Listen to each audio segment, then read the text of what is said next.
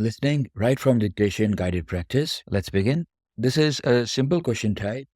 You will hear a short audio and you have to write it as it is, as you hear it. And the more words you can capture from the audio and write them correctly, the more marks you will get. Pay attention to things like, starting the sentence with capital letter, ending with a full stop.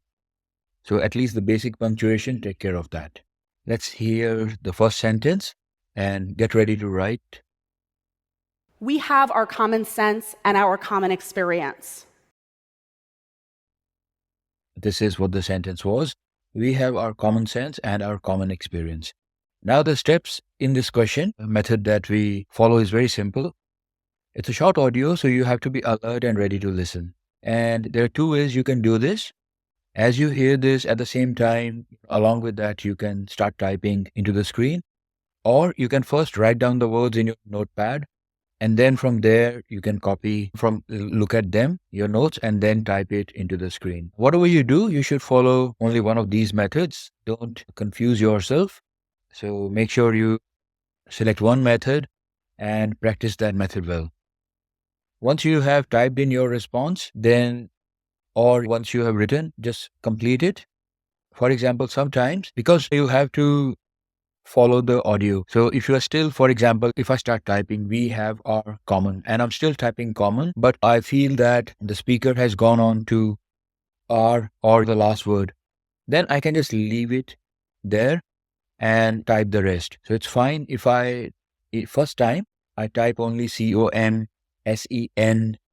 and ORCOMEXP. So just the first couple of letters of each word, enough to help me remember later on what the full word was, so that then once the audio has ended, then I'll have a look at them and I can expand them. So whether you are typing it on the screen or taking the notes, the first time I would advise you that as you are listening to the audio, note them down or type them down in short form. And once you have done that and the audio finishes, then you can complete the words. As I said earlier, make sure the first letter is capital of the first word, and you put a full stop in the end. So the basic punctuation, take care of those kind of things and see that there are no spelling mistakes in what you have typed, and then just go ahead and submit. Let's look at the next question now. Before you get the urge to do that again, I want you to think a little bit. Before you get the urge to do that again, I want you to think a little bit. Simple enough. Now, if you can, from the voice, you notice that the speaker pauses somewhere, so you can put a comma. But even if you don't do that, that is fine. You will not lose any marks for that. The main thing that depends is how many words you get correct, without any spelling mistakes, without any grammatical mistakes, and you type them. So, for example, if instead of urge, you write urged with a D, then that will be considered a wrong word. So you'll not get any marks for that. So take care of the spellings and minor grammatical mistakes that are there. Let's go to next sentence. Get ready to write. Be alert. Get ready to listen. Here we go. They're reflections of our own humanity. They're reflections of our own humanity.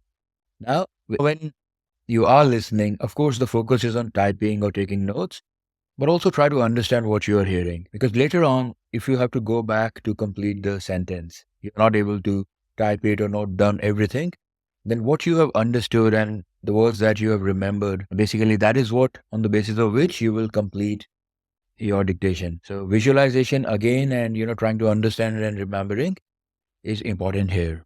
It's important in all the tasks where you have to listen. Now, the final question. It should actually not even be referenced outside of this room. It should actually not even be referenced outside of this room. As I'm sure you have noticed in these 4 questions, some of these sentences will be short, some will be long.